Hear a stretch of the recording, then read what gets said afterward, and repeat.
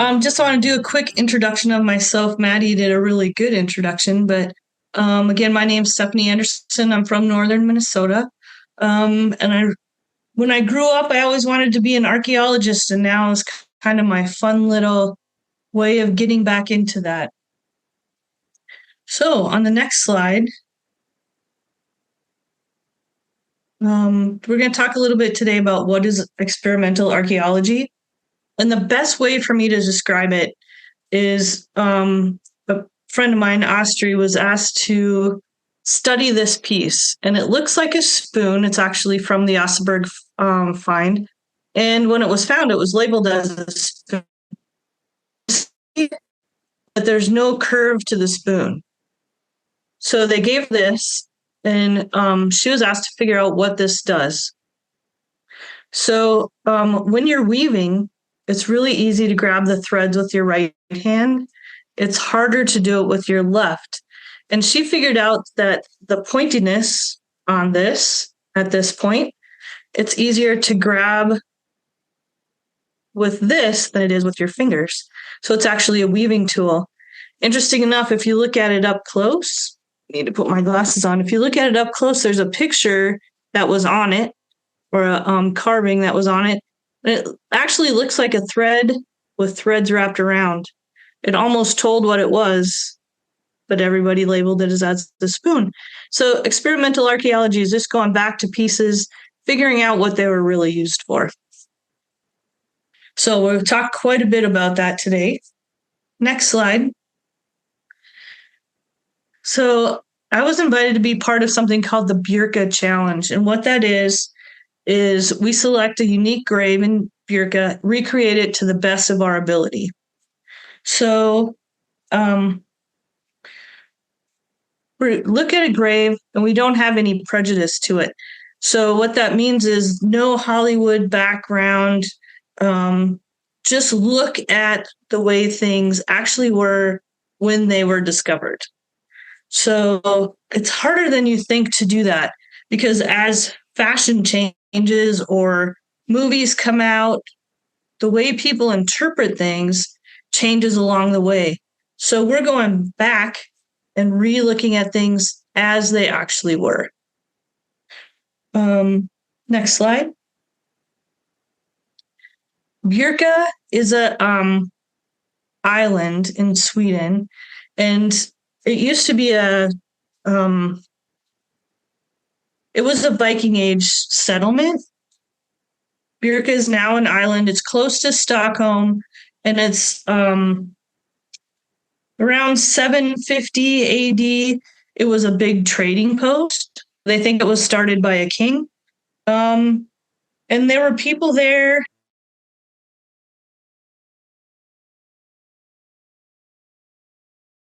And they actually moved the town a little bit north. So, like I said, Birka was a trading center, and they traded things like fur, iron goods, craft products, reindeer antlers, combs, walnut, walrus teeth, amber, honey. There's a lot of things that were documented that were traded in and out of Birka. And I think it said it's very close to Sweden, or very close to Stockholm. And Birka actually means birch island. So there's lots of birch trees. Next slide. So this is how Marstope is, I put up there. He went to school to actually study bugs. And the bugs that he was looking for, he was told were on Birka Island. They were found where there's a lot of amber found. So he was probing on Birka Island, and he found Viking grave goods. So he went back to the university, told them about that, and they decided to study a little bit about the island. He then became the lead archaeologist on Birka from 1874 to about 1900. He was there about 25 years. The cool thing about him is, being a bug scientist, he was very detail-oriented, so he took meticulous notes. He was very good at drawing, so he would draw everything, and he took very good notes. It was common practice at the time to throw away textiles. They just were not considered fancy and shiny and not something people were interested in.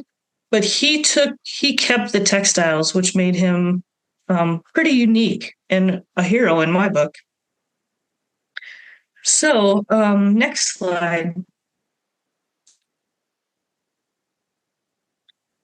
He's actually one that discovered the grave that we're going to talk about. And Maddie will circle 2A, and that's the area where her grave was. So we're going to look at threw away. Somebody just did a comment. Yes, they threw away textiles. It was just commonplace, throw them away. So if they threw them away, we really don't know what they look like. So we have just very little snippets to go by. Anyway, 2A is the area where she was. She was in a place of honor that overlooked the ocean. So she was a high-ranking person. Okay. Let me tell you a little bit about why I chose this grave. Yeah, let's stay right on there. The reason I chose this grave, so I could choose any grave I wanted to. The reason I chose this one is as somebody who does Viking reenactment or Viking living history, we have to say that we will not, I had to sign something saying I will not wear fur because the Vikings really didn't wear fur. In Norway and Sweden, they're finding some in Denmark. This grave had fur in it, and that's kind of one of the reasons. And then I have a friend who said she wanted to do some graves with fur, but she didn't have access to beaver fur. And I said, well, I've got access to beaver fur. So I looked into it, and this grave had beaver fur in it.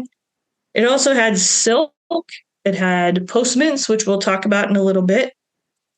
And she was not cremated. She was buried in a coffin, which is about half of the graves at Birka. They were cremated, and gave me good material to work with. This grave really hasn't been looked at since it was found. Only one thing in there has really been looked at, and we'll talk about that later. So I could have a very fresh perspective without having any outside influence. So this is a drawing of the grave. If you look at the picture on the left, that's our grave. You see there's an arrow way up at the top. That arrow is pointing north. So her feet were actually to the east, kind of like the way graveyards are in the United States. And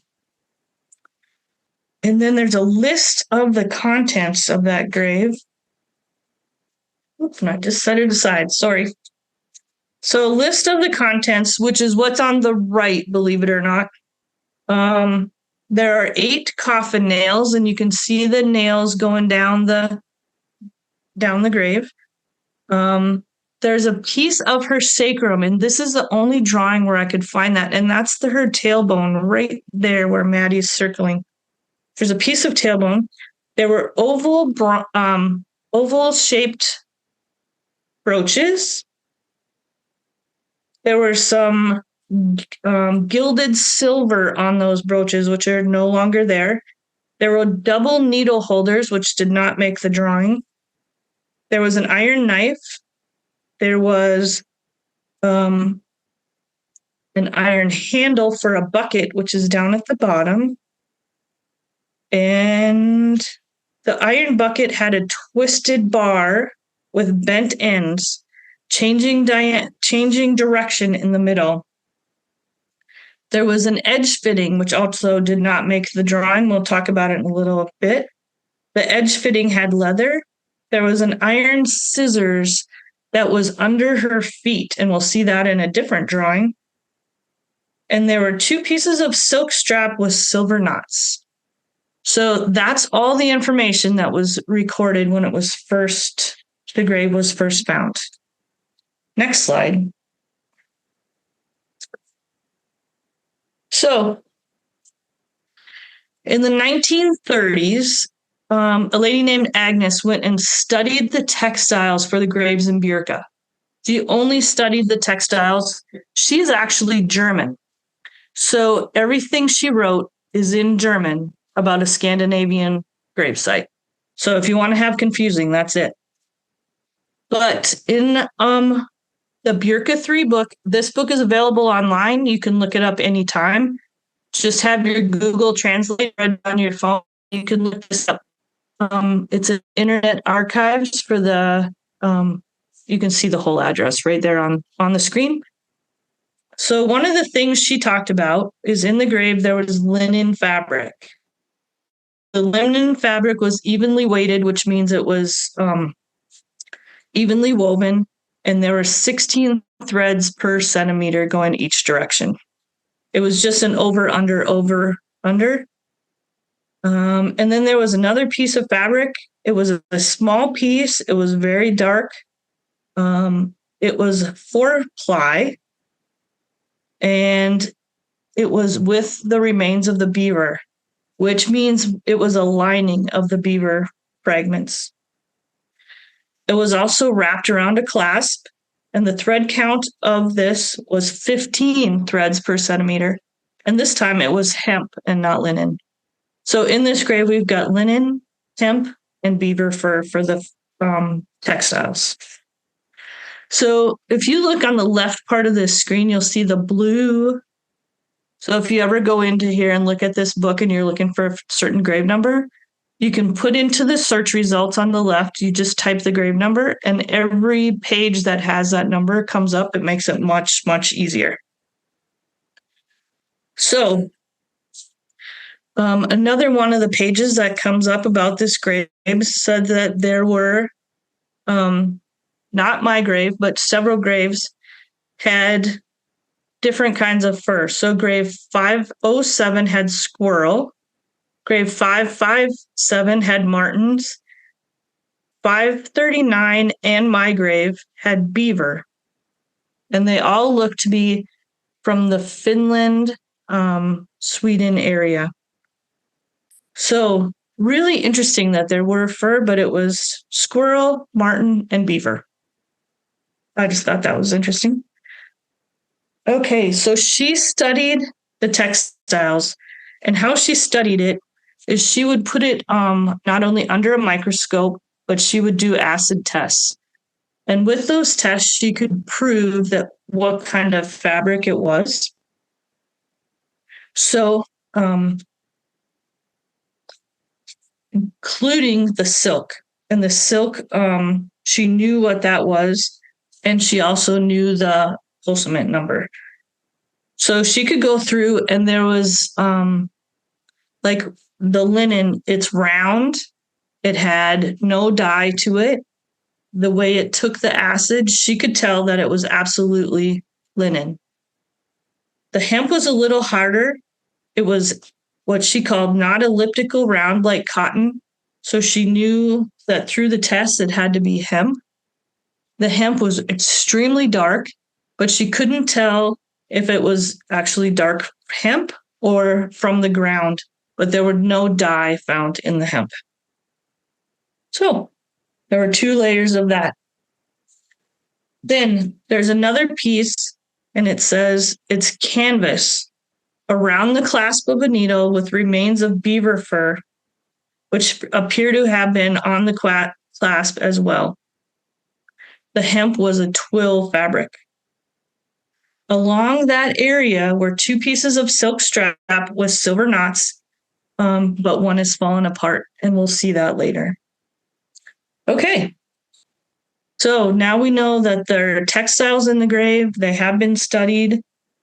In the next slide, she took pictures of those. So number 4 and number 7. And you can see that number 7 is extremely dark. That is the hemp piece. Number 4 are pieces of linen. And you can see they're just an over-under regular weave to those pieces. So yeah, thanks for circling those, Maddie. 3 different fragments. Now I've had the linen recreated for me, and I went to a lady who lives in the Ukraine, and she recreated the 16 exactly the 16 threads per centimeter. And you'll notice I'm wearing that in this dress. It's an underdress, and it's a 16 thread per centimeter over under. So linen is worn next to the skin, and that just happens to be what was preserved in the grave. Okay, next slide. So to start the research, I went to the Historic Museum in Sweden, and they do have information about this grave. See, the zone is 2A, which we looked at the map. So I had read the information about this grave. I think they found it in 1877, but didn't open it, didn't go into it until 1878. So I could go back and read the notes, the original notes, and that's what I found for this grave. It was a coffin. It was buried about 1 meter, about 1 yard below the surface. When they say they don't know the external grave condition, that means they don't know if there was a mound over the top or if it was just flat. So this is the start of my information digging. On the next slide, they tell you the contents of what was found in that grave. And if you note on the left, there's only 2 photos, which is not too much information to go by. But we can see what we talked about before, the edge fittings, there's some textiles. A little bit more information here. The knife blade had iron and wood. We'll find out more about that in a little bit. There was a conglomerate piece, a vessel, but only the iron part of the vessel. There was rings that were made out of bronze, but used in textiles. There was a scissors that we talked about, then coffin nails. And here it lists 3 different kinds of buckles, but brooches. All right, next slide. This is the original drawing that he did of the grave, and I have not been able to read his handwriting, nor it seems can anybody else. So just to let you know that there are I can go back and see original journal drawings from when it was first found. Now, something of note in this one is that all the grave contents are in half of the grave, way over to the right. So our first mystery that we need to solve is, why is everything way over to one side? All right, next slide. So of the 2 pictures that were there, this is one of them. So this is the postament. So the really dark pieces are the pieces of silk that's talked about. And then if any of you have taken Norma Ruffzell's class, she teaches that class on the bracelets, the Sami bracelets. The silver in this looks a lot like the pewter in the bracelets that she teaches about. So they're really small, very teeny, and they were woven together in a pattern, as you can see. The common thought is this was used as a crown, so like a silk strap, and these would be at the bottom or the ends of the ties, but we really don't know. So that's an older picture, and if you go to the next picture, so as I'm digging around in here, there was a newer picture, which I found was really interesting. So this is a newer picture. Obviously, somebody had been looking in this grave, and the picture is only a few years old. So this is the newer picture. You can see the pieces are turned around, and there's the pieces of silver that were found close to this. And we really don't know what the silver was used for. It was silver rings. So last summer, I was at Green Bay, Wisconsin. And in Green Bay, we have the Midwest Viking Festival. And there was a class on how to make the postaments, or how to make these little silver things that you see here on the bottom. And the class was taught by a lady named Jean Kevberg. And Jean, if you're watching and I butchered your name, I'm sorry. But she taught a class on how to tie these postaments. She is the person who went there, and she has seen these two postmen up close in person, and she could tell me all about them. I was so excited to meet her. She is the nicest lady. And is there another picture in here, Maddie, about with? Yeah.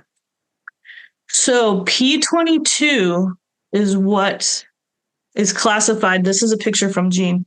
P22 is what's classified as the piece that's in our crown headpiece or whatever our piece is. So I did take the class from her, and then the next slide, you can see there's P22 again, the one on the right. So learning how to do that knotwork is what I learned from Jean. And Jean's pictures are awesome, and she taught a great class, so I wanted to give her total credit. But this is how itty bitty, you can see how itty bitty that silver is that we make the postments out of. Next slide. So Jean teaches her class, and I just if you ever see her, I highly recommend taking a class from her. But she teaches you first on parachute cord, and then you go to the real deal and tie it yourself. So these P22s are in other graves besides this one. And just as an FYI, Jean is writing a book, and it'll come out she's hoping in the next year, all about these postments. So she's gone through and studied all of these, which I think is extremely interesting, and it was great to meet her. Okay, next slide. Another picture that I scrounged around and found, and this picture is old. And in this picture, hopefully you guys have a big screen. Maddie's going to circle for you where on the bottom circle is the weaving, and that's the canvas type weaving that they talked about. But I couldn't figure out what was in the top circle. Is that a bone? Is it a needle case? I just didn't know. So I had so many questions that I decided I needed to write to the museum and just ask a few questions. And that's what I did. I asked him some questions about the fur. I asked if there are any other photos available, what the piece was in the upper corner, why isn't there any other photos? So I wrote to the museum. I also asked if they could take more pictures for me. And I got a letter back, and I thought the docent that wrote back to me was the nicest docent I'd ever met. They gave me some pointers, and they said that they'd try and run to the back, take a few pictures, and have them to me this weekend. So in the meantime, the Historic Museum decided to change their computer system, and I had to wait for the pictures, and I was not very patient. But I went on a fishing trip and decided to read a book called The Bones of Birka. And as I'm reading The Bones of Birka, I come across a name, and it's the name of my docent. Next photo. This is Sven, my docent. He's the lead archaeologist at Birka. I about stroked out when I figured that out. He is the nicest person, and he is the one who went to the back. Since nobody had asked questions about this grave before, he was also interested, and he's the one who was taking photos for me and answering my questions. I was nerding out when I figured that out. I'm calling all my archaeology friends. Oh my God, I was just nerding out. Seriously, he's the nicest person. So some of the pictures he sent me are going to follow. The first one is up next. This is a picture of the knife. So this is a knife from the grave. And notice there's some dents. And in the description of the knife from the original description when they found the grave goods, they said there was silver wire wrapped around. So, yeah. So where Maddie just circled for us, you can see an indent where that was.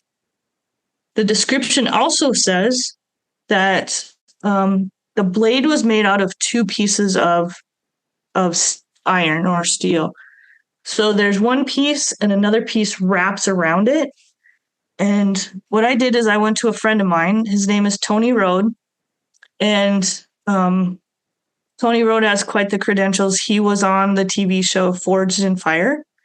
So I knew he'd give it his all on recreating my knife. So in the next picture, you can see the knife that he came up with. And it's got the steel wrap as they talk about. You can see on the top of the blade is one steel and the bottom of the blade is another one. So one holds the steel and keeps it very strong. The other one, the blade is keeps it very sharp.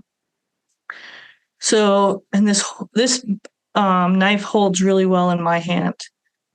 Maddie, could you go back real quick? To me, it looks like there's also places at the other end that are indents that could have had that same wire wrap. The wire just wasn't there anymore. So if you look way at the other end, you can have your own interpretation of if there was wire wrap or not. So, okay, keep going.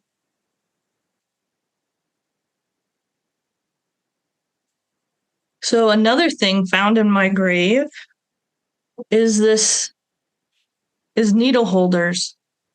So the description says double needle holders with iron needles in them.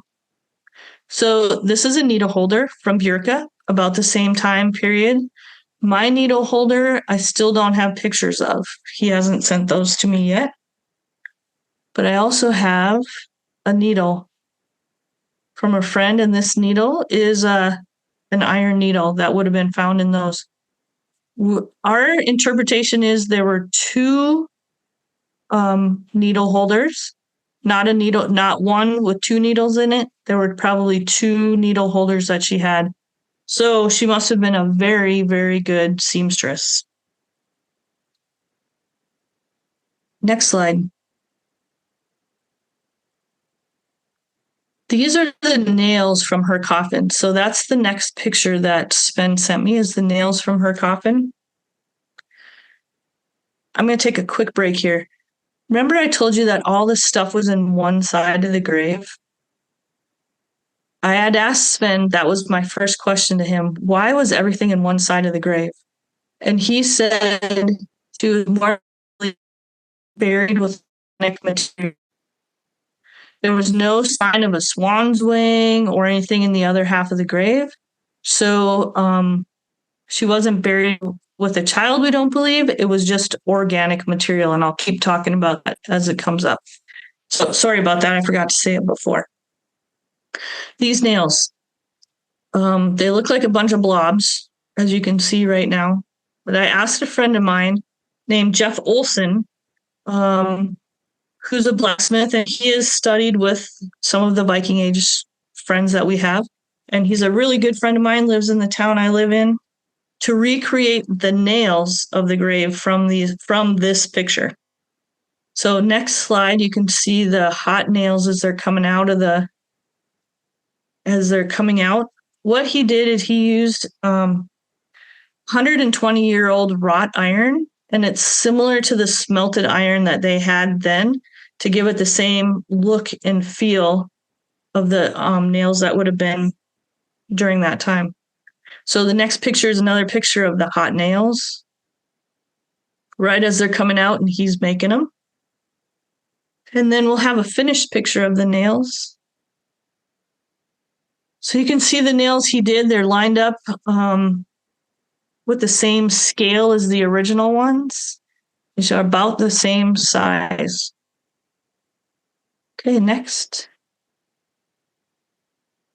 Maddie is okay, we're going to do it later. Bucket handle.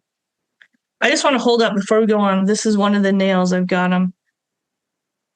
So next we'll go to the bucket handle. And I again asked Jeff to recreate the same bucket handle. And this is the only picture he had to go off of. We had the description that there was a twist in it. It twists opposite directions going down to the end. So next slide will show the bucket handle coming out of the fire and as he's twisting it. And then we'll see a finished bucket handle. That's as it's finished and cool. And Jeff told me that it took him 4 tries to get the perfect bucket handle. And then the next one, and you can see it's to scale. One of the things that he told me is his mentors had taught him that they used as little material as possible. So it's a very fine bucket handle. It again fits really well in my hand, but it's not big and bulky. It's a very fine piece. It's what, if it was a small bucket that probably went with this, probably for collecting herbs or things like that. So it's just fine. No extra material was wasted. So next picture. Oh, is the next, are we getting a show?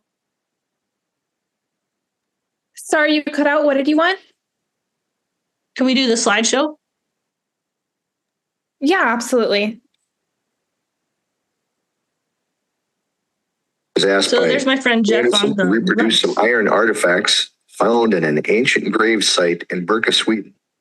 The grave was discovered in 1877 and is the final resting place of a woman. The burial site dates back to the Viking Age, which is the late 750s to early 800s. Steph is doing research, talking to archaeologists, and working with the Museum of Natural History in Stockholm, textile producers, blacksmiths, and others to get as historically accurate information as possible about the grave site. Steph is talking about all this on a webinar this Wednesday through the Vesterheim National Norwegian American Museum and Folk Art School. I enjoy these kind of challenges. I feel a lot of pressure to do the original metalworker justice by reproducing their work from over 1,200 years ago. In this particular grave site, the ironwork found was a container hook and 8 large coffin nails. I did have some pictures to work from, but as you'll see, time has taken its toll on the metalwork. I am happy with the outcome, and I can't express how excited and nervous I am to have my metalwork I reproduced placed next to the original pieces in Sweden on June 10th of this year. I was asked by Steph Anderson. Oh, thank you, Maddie. So as Jeff said, Sven, I've asked so many questions that Sven invited me to go to Sweden, and I'm going to take Jeff's pieces with me and lay them next to the original pieces and see how they compare. So that's pretty dang exciting, if you ask me. I think Sven either got sick of me asking questions, or he finally said you should probably come and look at this stuff. And if people ask the right questions, they can study things further. So I was asking enough of the right questions that him and I can go in and do some studying of the pieces in extreme depth. So I can't even tell you guys how much I nerded out over that. But I will be taking Jeff's nails and the bucket handle with me to lay them side by side. So the next picture is an edge fitting. And an edge fitting is just something that, like it says, fits around the edge. Now you can see this is 1 centimeter, so it's itty bitty. It's just really small. And it had a piece of leather inside. So again, I went to another expert to find out what this edge fitting could be for. And the person I went to is his name is David. And on the next slide, you can see the response that I got back. Go to the slide, next one. There we go. I cannot offer a definitive result. I can tell you theories. In my opinion, it's definitely either reinforcement for a leather product, such as a sheath, or a strange kind of vessel, that helps me none, a shoe, headwear, or a belt. David is probably the best expert on edge fittings, and I really got nothing. So if you go back to the picture before this, that was a bowl, and you can see there's edge fittings around it. It's kind of decorative. It holds things together. So our best conclusion is this may have been like around the sheath of her knife, and a fitting just around the sheath to hold something together. So it was probably some repair piece. And that is my next to try and figure out why in the world she had that around a piece of leather. So these edge fittings are also usually used around a shield. When they had the big shields, they had big edge fitting pieces. And then quite a few were around bowls, but they would not have been as small as my piece. So that is my next mystery to work on. Okay, next.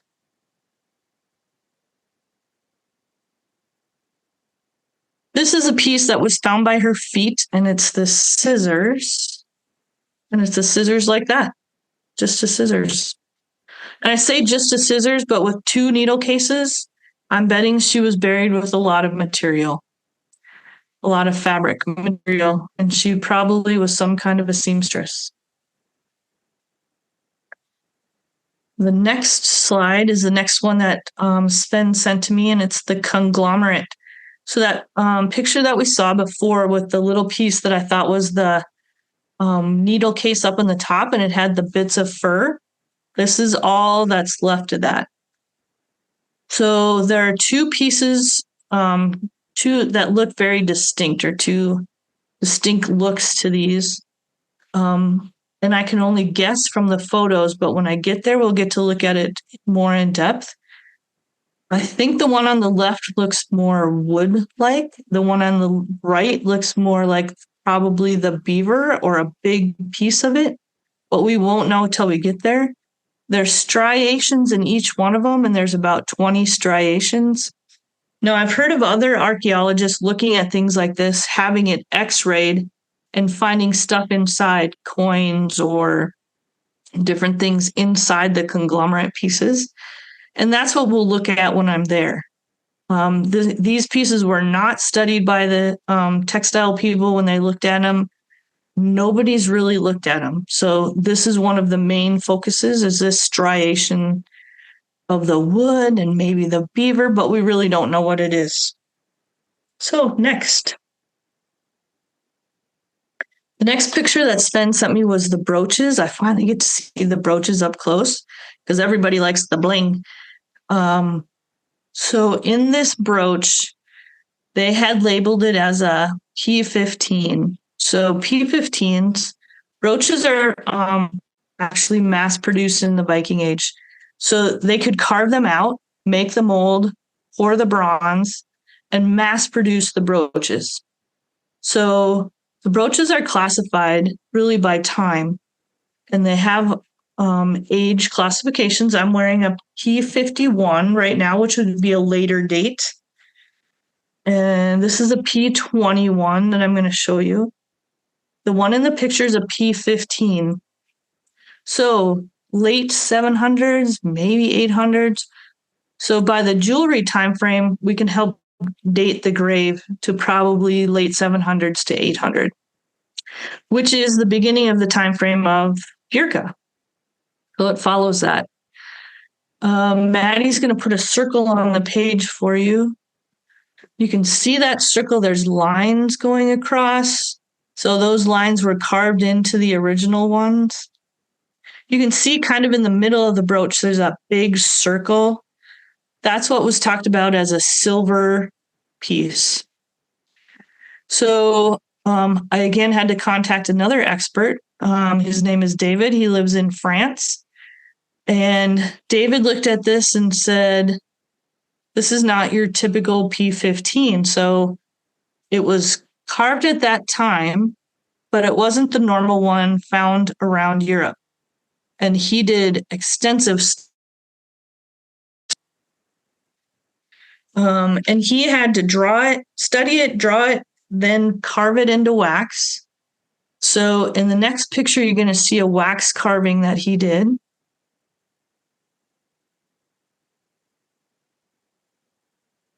That's it, carved in wax.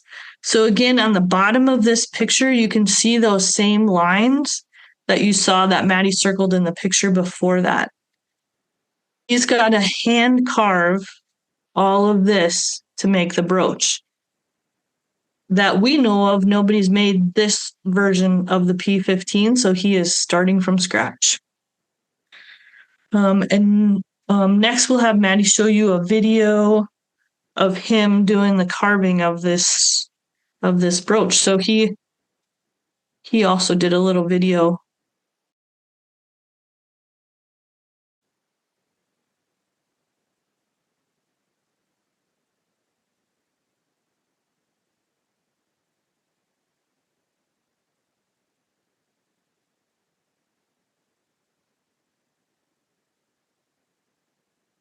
So you can see him, he carves it in wax first. And then this one, he's carving the back of the brooch.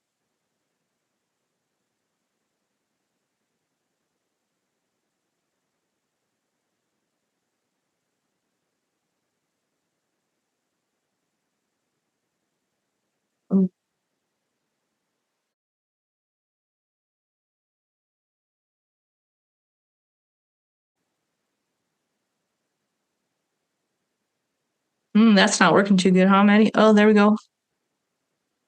There's the front. You can see how intricately carved it is. And there you can see hands in there. You can see the lines that Maddie showed before. He hasn't put the silver pieces over the top yet. And during the middle of the process of this, the metal workers in France went on strike. So he couldn't get the metal to pour my bronze, but it is coming. So very interesting piece. Christianity didn't come to Birka until after this. So this piece will be a pagan piece, which I think is really interesting. So the next slide is these P21s, just so you can get a view of what the brooches were like.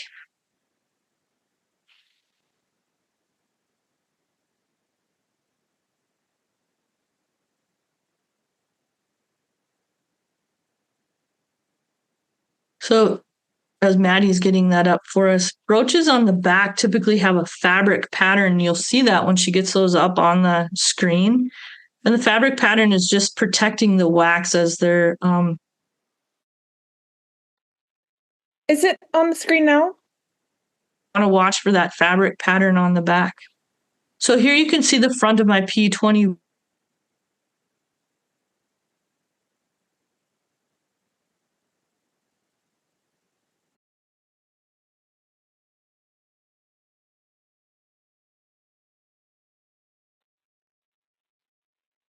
Steph, are you there?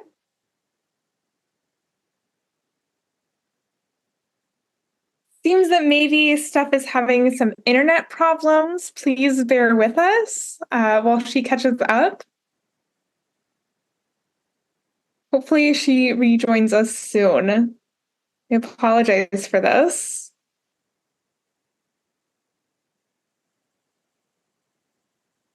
And there she goes. We'll take just a brief minute while Steph rejoins us. So hold on, everyone. There she is. I'm so sorry. It's all good. That's what happens when we digital. Sorry about that. Can you get me back to the two brooches? I am so sorry. I don't know what. My connection says it's good, but it must have been bad.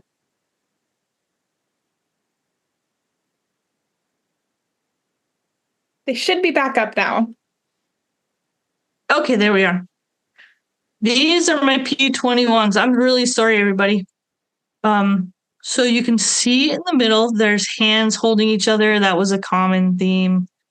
On the back of the brooch, where the fabric part is, you can see that there's a pin, and that pin is what holds our dresses, the apron dresses, up. So that's what identifies it as a female grave. That's how we know it was a female grave, is the two brooches. Interesting enough, there are male graves that have the brooches, but typically we identify these as female graves. So the next slide.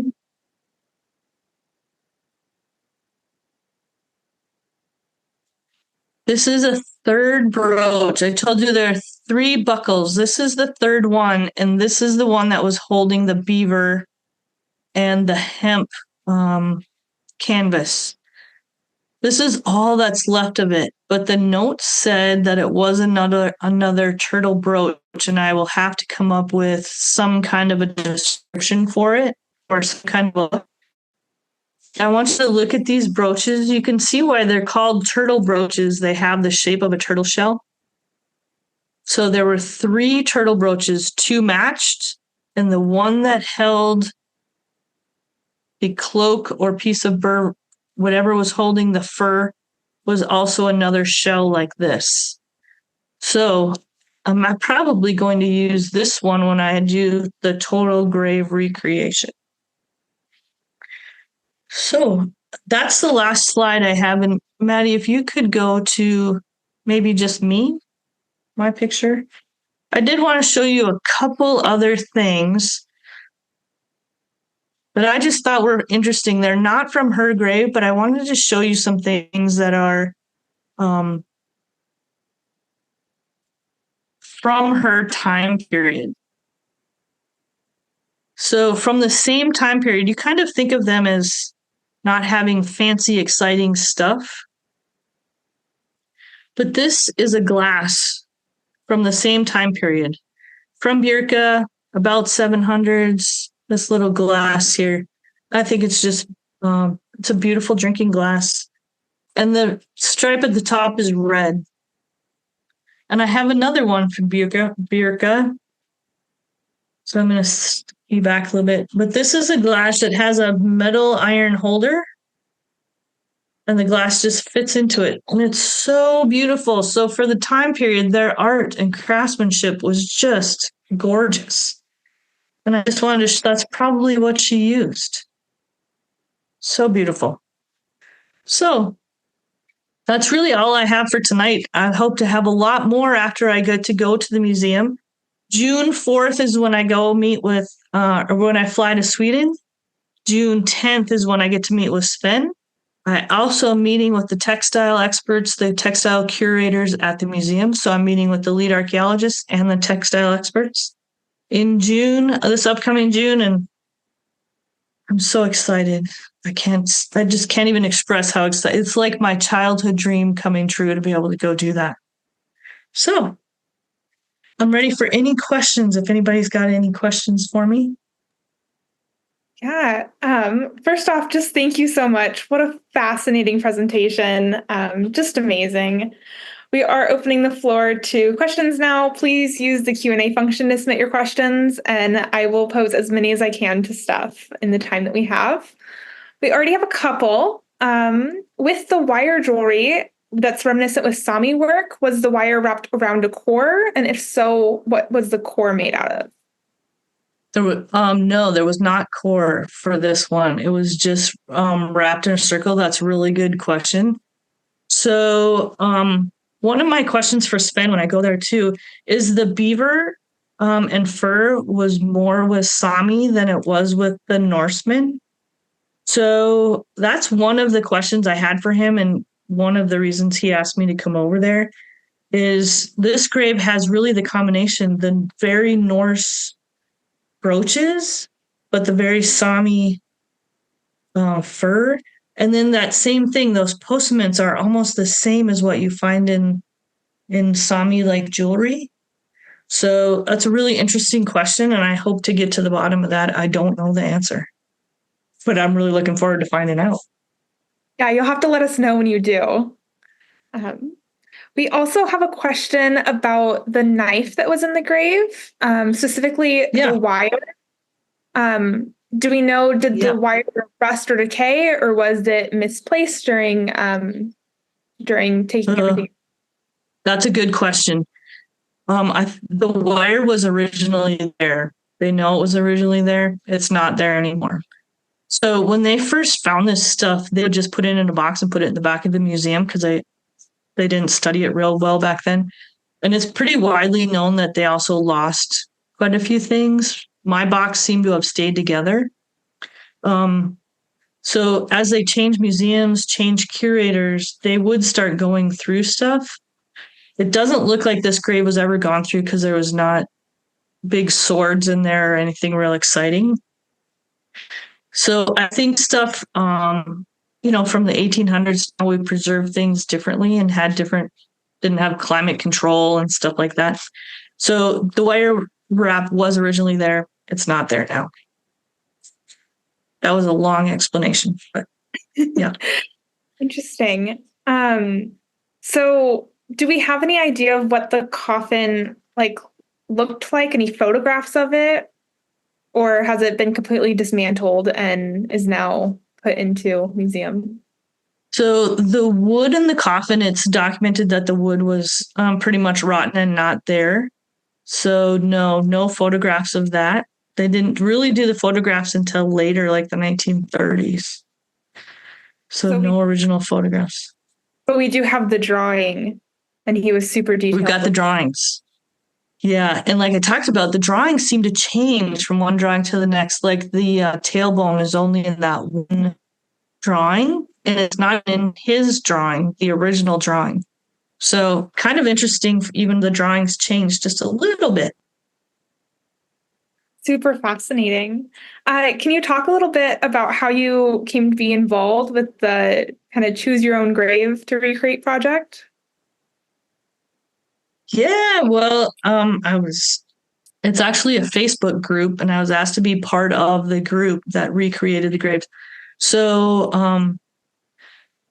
I went to Norway, like you talked about in my introduction, and I've really kept in touch with a lot of the people that I've met over there, and the people who study here. And through that, they invited me to be part of that challenge. So if anybody's interested in doing it, let me know. It sounds like you're not the only one recreating these grave sites. Do you know or have communications with the other people recreating them, if there's a lot of similarities between the graves or if there's some really unique features? Yeah, there's about 26 of us, and we are in contact almost every day. Yeah. Is it open to enthusiasts? Yes. Yeah, it is open to other people, but you have to be kind of vetted to get in. And you can look for me on bearpawstudios.sa on Instagram. You're welcome to get a hold of me, and I can vet you and get you in with our group. Awesome. That's a great promotion for that group. Yeah. So the brooches you said were made out of bronze. So I think this is more of a hypothetical question, but say if they were kept by a living person and they were polished, would they have been shiny? Kind of like the brooches that you have? Yes. And actually these are getting duller, but yes, they would have been shiny. And some of them have silver pieces on them. Some of them have different colors on them, but yes, they would have been shiny. You really wanted to wear your wealth and tell people how much wealth you had. So the big brooches really showed your wealth. And they also carried things, or brooches. You can see here I've got beads. So you carried your money. You carried your needle case on your brooches. The knife that is in my grave would have been carried on her brooch. And this is an ear spoon. They would have carried their ear spoons. So the outfit I'm wearing today is from the Oseberg find, which is in Norway. And so I've got a few pieces on here that I based off of that find. But yes, they would have been shiny. Again, long explanation for an easy answer. No, I love it. Can you talk a little bit more about your dress, where you got everything from, how it came to be? Yeah. So I talked about the first base layer. My next layer on this dress is wool. On the grave that we're talking about, the 619, it would have been hemp. And then both dresses will have this, let me get back a little bit. There's an apron dress, so which holds up your brooches hold up. The apron dress on this one was dyed with madder. It's based on a find, like I said, from Oseberg. The one from my Birka grave I'm going to do in blue. There's no wool found in that grave. Nothing survived, but the brooches are there, so we know she wore some kind of apron dress, which would usually wool. So I'm going to make mine out of a blue wool just to give her a little color. She could have worn brown or yellow or anything, but I'm going to go with blue. I like it. It'll be good color contrast. Yeah. Woad. Somebody just said woad, not indigo. It would have been woad. Yeah. Yeah. Interesting. I think we have time for just one more question about the grave site or the group of graves. Were there any dwellings on the site, or what would it look like? Is it just graves?